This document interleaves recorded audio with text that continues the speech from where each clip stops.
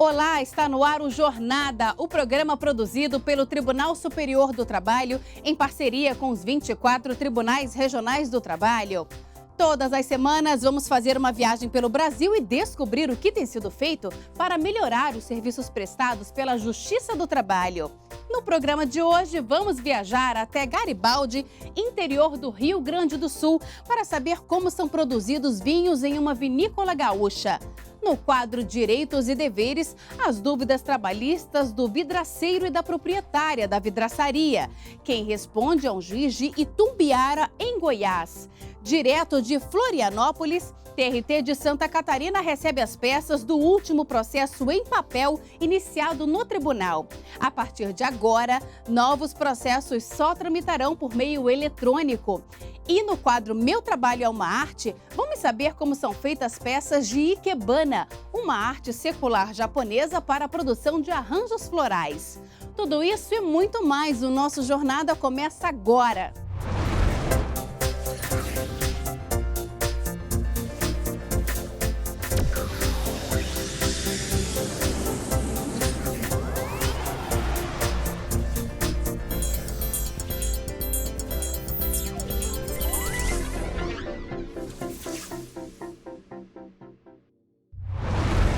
A região sul do Brasil é reconhecida pela produção de excelentes vinhos. Nossa equipe foi até Garibaldi, na Serra Gaúcha, conhecer o trabalho dos vinicultores locais.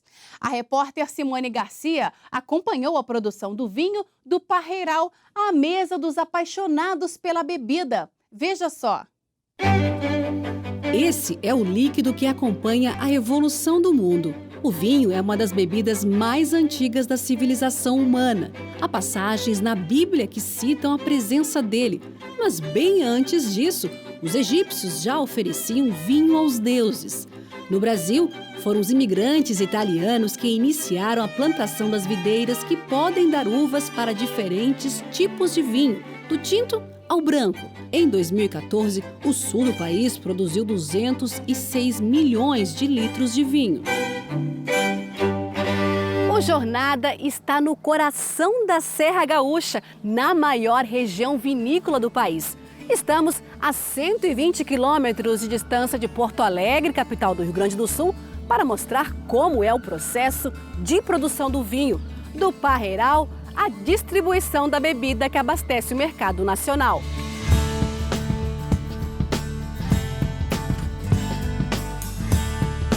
Os olhos perdem de vista tamanha é a extensão dos parreirais que existem na Serra Gaúcha.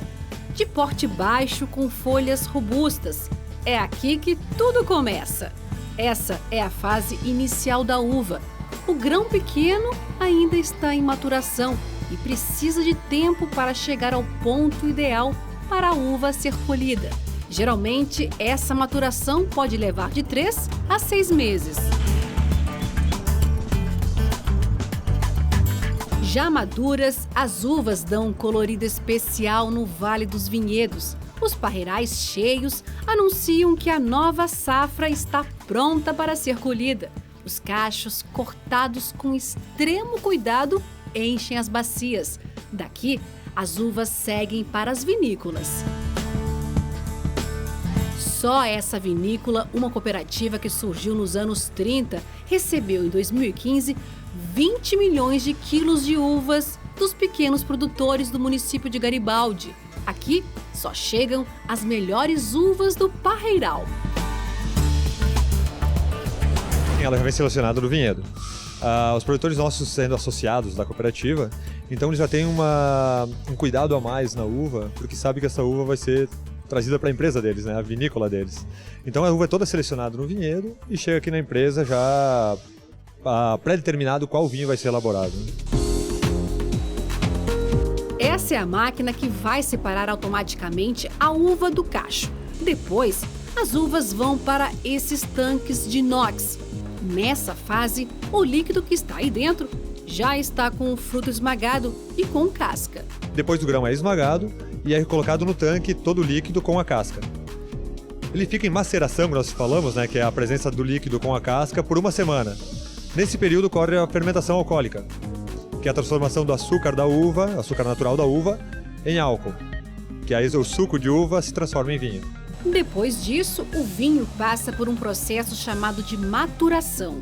O líquido é separado da casca, ocorre uma segunda fermentação, que é a fermentação malolática, e depois passa o processo de maturação do vinho. Dependendo do vinho, ele tem de 3 meses a 2 anos, nós aqui elaboramos. Tem vinhos no mundo que são mais de 10 anos de maturação. Né? A maturação requer tempo e por isso, antes do vinho ir para a garrafa, ele é constantemente avaliado pelos enólogos. A gente faz análises químicas em laboratório e também análise sensorial, que é para determinar a evolução do vinho.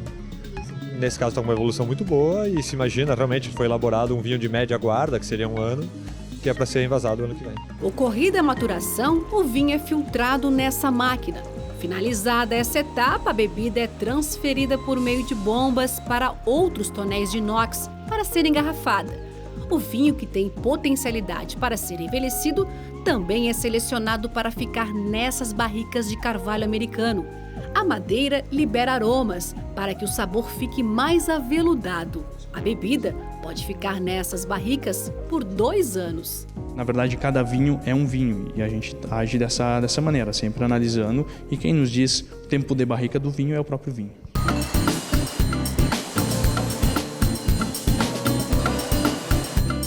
Sabores definidos, maturação perfeita, engarrafar o produto é fase final desse processo que começou lá nas videiras.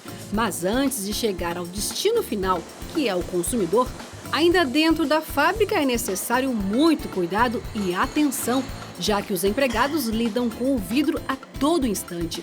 Nesse caso, o uso de equipamentos de segurança pelos trabalhadores é essencial em todos os setores de produção. De acordo com a análise de risco, vai ser feito distribuído o EPI adequado para a pessoa utilizar. Desde o calçado de segurança. O calçado de segurança a gente não pode, por exemplo, fornecer um calçado simples, como se fosse um tênis.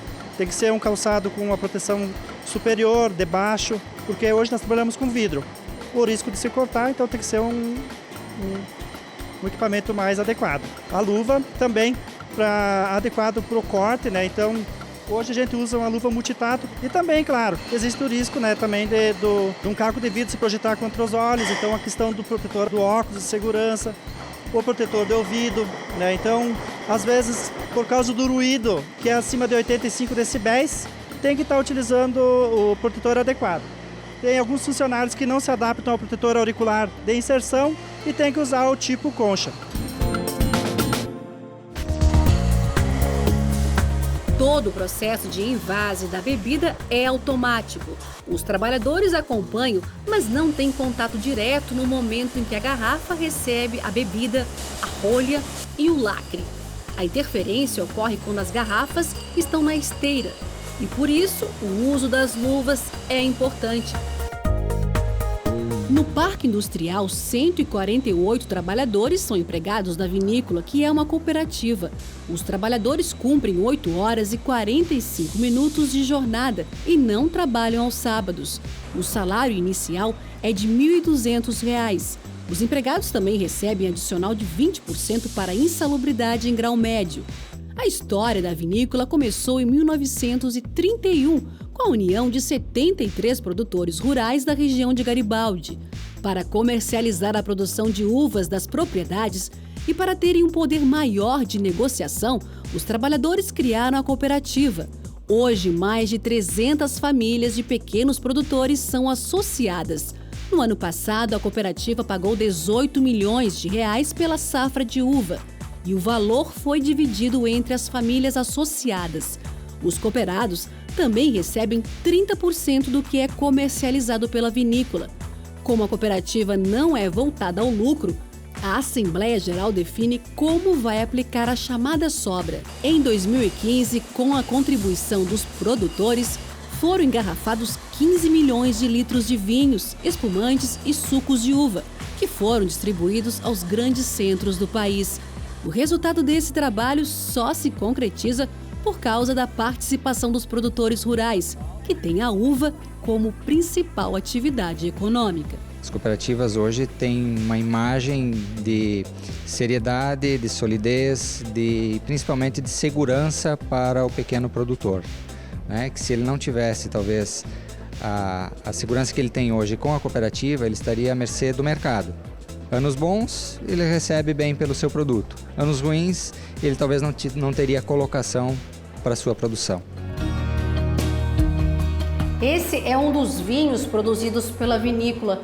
É uma safra de 2014 e tem uma mistura de 2 uvas, o Cabernet Sauvignon e o Merlot.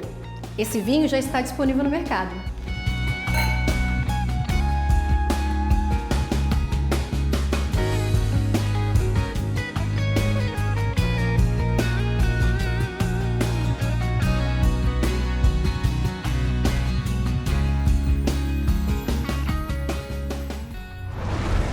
Vamos agora fazer um giro pelo Brasil para acompanhar algumas decisões de destaque. O TRT de Campinas condenou um restaurante e uma empresa de pequeno porte da área de alimentação a pagar R$ 2.500 de indenização por danos morais a um cozinheiro que sofreu discriminação entre os colegas por ser homossexual. Segundo o regional, o trabalhador foi ofendido e difamado por motivo de orientação sexual, o que é vedado pela Constituição. Cabe recurso da decisão. O TRT da Paraíba condenou o Banco Santander a pagar R$ 200 mil por danos morais coletivos por suspender o limite do cheque especial e manipular artificialmente o nível de confiança de empregados correntistas como forma de retaliação por eles terem acionado a Justiça do Trabalho contra a empresa. Ficou comprovado que os empregados não tinham deixado de honrar nenhuma obrigação financeira, caracterizando o abuso de direito com nítida retaliação por parte da empresa. A Companhia Paranaense de Energia, Copel, deverá indenizar por danos morais um técnico em mecânica obrigado a realizar exames para verificar a existência de resíduos de drogas no corpo, antes de ser readmitido ao emprego. Os desembargadores da 5ª turma do TRT no Paraná consideraram que houve invasão injustificada da intimidade do trabalhador e confirmaram a indenização de R$ 8 mil fixada pela 4ª Vara de Curitiba. Da decisão, cabe recurso. Daqui a pouco, no quadro Direitos e Deveres, vamos saber quais são as dúvidas trabalhistas do vidraceiro e da proprietária da vidraçaria. E ainda hoje, direto de Florianópolis, TRT de Santa Catarina recebe o último processo em papel iniciado no tribunal. Nós voltamos em instantes.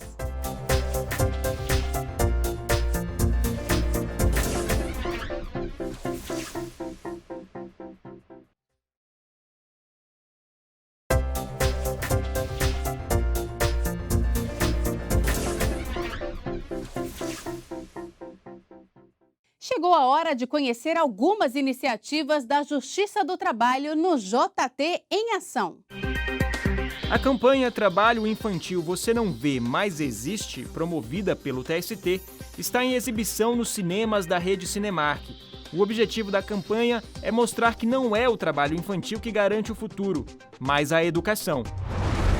Em Maceió, a instalação de coletores no prédio das Varas do Trabalho e no edifício sede do Tribunal Regional do Trabalho de Alagoas garantiu o recolhimento de 1.553 pilhas e baterias no ano de 2015. A iniciativa, que conta com o apoio de magistrados, servidores e do público em geral, registrou crescimento em relação a 2014, período no qual foram coletadas 342 unidades. O material será encaminhado para um local adequado, onde as pilhas e baterias serão definitivamente descartadas de maneira sustentável. A campanha de Volta às Aulas 2016, promovida pelo TRT do Rio de Janeiro, está arrecadando nos fóruns da capital itens de material escolar como cadernos, lápis, borrachas, lápis de cor, canetas, dentre outros. As doações podem ser feitas até 22 de fevereiro e serão destinadas à Associação Repartir, tradicional parceira do Regional Fluminense, que atende crianças e adolescentes carentes em tratamento no Hospital Municipal Jesus, em Vila Isabel. Os donativos devem ser depositados nas urnas disponíveis em 4 prédios do TRT. Mais informações no site trt1.jus.br. Todo mundo sempre tem alguma dúvida sobre direitos ou deveres trabalhistas? Hoje, no quadro Direitos e Deveres, vamos até uma vidraçaria saber quais são as perguntas do vidraceiro e da proprietária da loja. Quem responde é um juiz de Itumbiara, em Goiás. Acompanhe.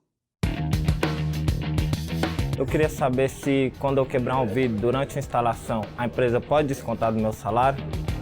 se a quebra do vidro for proposital, se o empregado deliberadamente quis quebrar o vidro, causar o prejuízo ao empregador, aí pode ser descontado. Mas não acho que é esse o caso, nem deve ser isso que você está querendo saber. Se você, por um descuido, falta de cuidado, quebrou o vidro, é preciso ver se o seu contrato contém ou não uma cláusula autorizando o empregador a descontar, a fazer o desconto em caso de mera culpa do empregado, que é o caso. Se houver a cláusula, pode ser descontado. Se não houver, não pode. Se a minha empresa fizer instalações em prédios altos, há alguma lei que me obrigue a fazer seguro de vidas para os meus funcionários? Em princípio, não. É preciso ver se existe alguma convenção coletiva ou acordo coletivo de trabalho prevendo essa exigência. Não é incomum que isso ocorra em convenções coletivas de trabalho. Mas na lei, em sentido estrito, não existe essa exigência. Então, se não houver nenhuma convenção e nenhum acordo que obrigue a empresa a fazê-lo, esse seguro não é obrigatório, você faz se você achar conveniente. Por trabalhar com material cortante, eu tenho direito a algum adicional? O fato em si de trabalhar com material cortante não é indicativo de que o empregado tenha direito a receber nem adicional de insalubridade nem periculosidade, embora quem possa dizer com absoluta certeza se esses adicionais são ou não devidos é um perito judicial em caso do ajuizamento de uma ação trabalhista. Mas, em princípio, salvo previsão em uma norma coletiva, que eu acho improvável, a resposta é negativa. Só por isso, acho que a resposta é negativa. Qual o prazo mínimo para comunicar ao meu funcionário a alteração das férias? A lei não é clara quanto a isso, mas ela indica que o empregador deve comunicar ao seu empregado com 1 mês de antecedência o momento das férias dele, no mínimo 1 mês de antecedência. De tal forma que se o empregador mudar de ideia, deve fazê-lo de forma tal que o empregado seja notificado, de todo modo, com 1 mês de antecedência das futuras férias que tiver. Como esse empregado já foi notificado no momento em que o empregador mudou de ideia, se estivermos a menos de 1 mês do momento do início das férias, me parece que essa alteração só será cabível se o empregado aquecer, concordar com ela. Do contrário, me parece ainda que ele tenha o direito ao gozo. O Conselho Nacional de Justiça, CNJ, promoveu a Maratona do PJE, uma oportunidade de discutir projetos elaborados por servidores, programadores e desenvolvedores de diversos tribunais brasileiros. Durante 2 dias foram oferecidas oficinas e orientações importantes para uma melhor integração com o sistema PJE. Os produtos desenvolvidos vão ser apresentados pelas equipes e podem ser aplicados conforme a necessidade dos tribunais. A largada para alcançar um PJE mais avançado e com muito mais benefícios para os usuários foi dada nesta sala de treinamento. A Maratona do PJE é uma competição de projetos que servidores, programadores, desenvolvedores de sistema de diversos tribunais brasileiros estão desenvolvendo para o sistema PJE. Durante 2 dias foram oferecidas por servidores do Departamento de Tecnologia da Informação do Conselho Nacional de Justiça, o CNJ, 2 oficinas com orientações importantes. Cada um deles, cada time tem 1 ou mais projetos que foram apresentados. Então, eles desenvolveram esse projeto e agora eles precisam integrar com o PJE. Então, a ideia dessa oficina, a gente está chamando de oficina, é exatamente mostrar para eles como é que eles vão fazer essa integração com o sistema PJE. Alexandre faz parte da equipe de 8 servidores do Tribunal Regional do Trabalho da 2ª Região, São Paulo. Foram apresentados 11 projetos. Desses 11 projetos, 8 foram aprovados. Assim, é um número grande. Ainda mais visto que são 8 pessoas que estão cadastradas competindo nessa maratona. Então, a gente tem um período de tempo muito curto ali para conseguir desenvolver esses projetos. Depois das orientações quanto à chamada arquitetura do programa, os servidores do TRT de São Paulo se reuniram e começaram o trabalho com 3 focos específicos. Um foco especificamente sobre dispositivos móveis, que a gente vai tratar desde acesso à informação para o jurisdicionado, autenticação de documentos baseado em dispositivos móveis. E outros 2 projetos são bem específicos, que tratam especificamente sobre indexação de documentos, que só para vocês terem uma ideia, é mais ou menos o que o Google faz hoje. E uma outra coisa também relacionada a Business Intelligence, para a gente conseguir atrelar aos nossos indicadores, tanto do CNJ ou de outros órgãos, para que a gente consiga fazer o acompanhamento mais próximo da justiça. No total, a competição conta com 36 projetos de 14 tribunais brasileiros. O PJE está hoje em 24 TRTs, 17 tribunais de justiça, 3 tribunais regionais federais e 2 tribunais da Justiça Militar Estadual, além do CNJ e do Tribunal Superior Eleitoral. Recentemente, foi iniciada a implantação também do PJE no Supremo Tribunal Federal. Traz o ganho sobre vários aspectos. O primeiro é a integração. Então nós temos aqui servidores, pessoas que trabalham com desenvolvimento de software que são do judiciário, então o judiciário próprio trabalhando para construir os seus sistemas, de várias justiças que estão interagindo, conversando, né? E esses projetos todos irão só dar maior musculatura ao sistema, né? Isso é algo fantástico.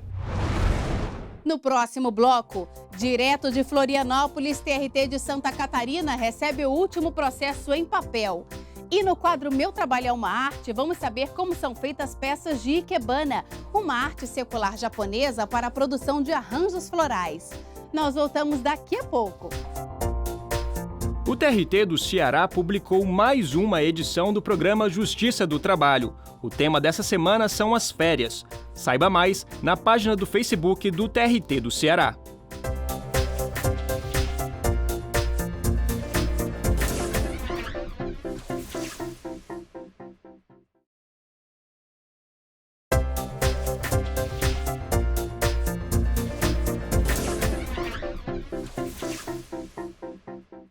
O TRT de Santa Catarina recebeu o último processo físico da história do tribunal. A partir de agora, todos os novos processos vão tramitar por meio eletrônico. É que 100% das varas do trabalho do Estado já contam com o sistema do processo judicial eletrônico da Justiça do Trabalho. O protocolo de uma ação proposta pelo Sindicato dos Motoristas de Itajaí marcou o fim da entrada de processos físicos na Justiça do Trabalho de Santa Catarina. O último deles foi distribuído para a 2ª Vara do Trabalho de Itajaí e recebeu um selo do tribunal pela sua importância histórica. Este é um momento histórico importante dentro da Justiça do Trabalho.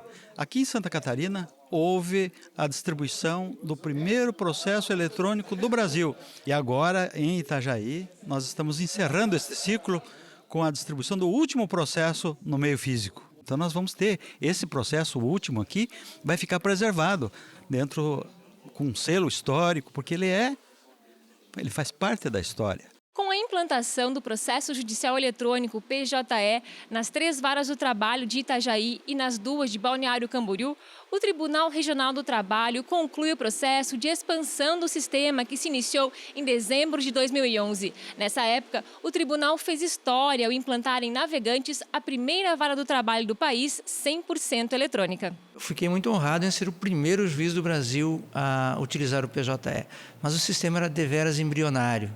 Ele precisava de muitos ajustes. Com o tempo ele foi melhorando, foi se ajustando, foi se aprimorando, foi estabelecendo segurança. Fecha um ciclo e para a gente que trabalhou, para mim e para toda a equipe que trabalhou comigo nessa implantação do PJE, é uma satisfação, é um momento assim inigualável. No futuro a gente vai olhar para o passado e lembrar assim, como é que a gente conseguia trabalhar daquela forma. Além de eliminar o uso do papel, o PJE traz mais agilidade à tramitação dos processos graças à automação de tarefas como carimbar, numerar páginas e juntar documentos, facilitando assim o trabalho de magistrados, servidores e advogados. A partir do momento que se consiga do conforto do seu escritório, o acesso é maravilhoso. Desde a implantação do PJE em Santa Catarina, já foram protocolados quase 120 mil processos eletrônicos, sendo 102 mil na primeira instância e 16 mil na segunda. Quanto aos físicos, restam ainda 182 mil processos para serem finalizados. A ikebana é a arte japonesa de fazer arranjos florais em vasos. Caules, folhas, flores e ramos se unem para criar composições que realçam ainda mais a beleza da natureza. Conheça um pouco mais dessa forma de ornamentação no quadro Meu Trabalho é uma Arte. Eu sou Zilá da Costa Raimundo e sou professora de ikebana.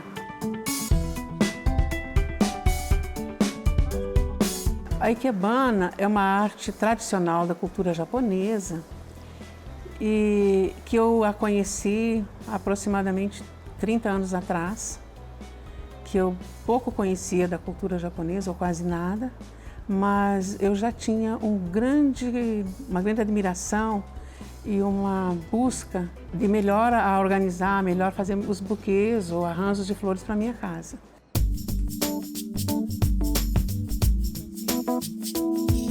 A fixação do arranjo de ikebana do estilo moribana, mori quer dizer prato, flores agrupadas, moribana. Bana vem de hana, flor. Então eu descobri que tem o kenzan, e o kenzan, então, que segurava aquelas flores. E pensei que era uma atividade que eu aprenderia numa tarde, que eu aprenderia como fixar as flores. E pronto, já saberia fazer aquele arranjo, como se fosse um modelo a ser seguido. Então eu descobri que ikebana é um caminho de aprendizado, onde além de aprender a fixar as flores e combiná-las adequadamente, a gente aprende sobre flor, aprende sobre proporção, cor, enfim. É um curso longo, que na época eu pensava que fosse numa tarde, né? Descobri que existiam técnicas, que existia proporção, que existia uma proporção relacionada ao vaso. E a gente corta na água, porque no momento que isso é um outro aprendizado. Se a gente corta fora da água, o que acontece? Entra ar aqui. Se você corta na água, já entra a água, o ar não ocupa o lugar da água. E a gente fixa, então, no kenzan. O gosto pelas flores, eu acho que eu adquiri já da minha infância. E eu, desde pequena, ajudava minha mãe a cobrir as flores na época de geada, para que elas não morressem, enfim. Então, é uma coisa genuína da minha infância. E mesmo depois, já adolescente, que eu auxiliava minha mãe, e ela sempre dizia: minha filha, a casa não precisa estar chique, não precisa ser coisas valiosas, mas tem que ser sempre muito bem limpa e com flores naturais no vaso. Então, para mim, casa tinha que ser assim, com flores naturais no vaso.